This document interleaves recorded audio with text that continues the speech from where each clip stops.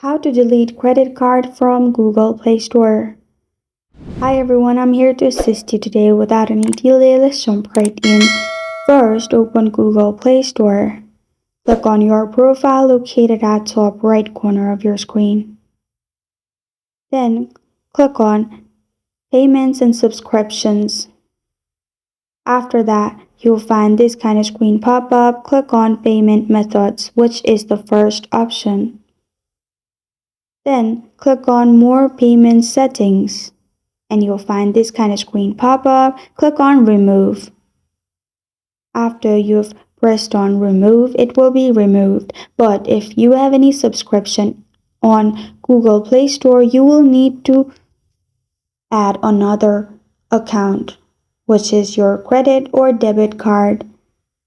After you have added your another card, press on Save and Remove and you're good to go. This is how to delete credit card from Google Play Store.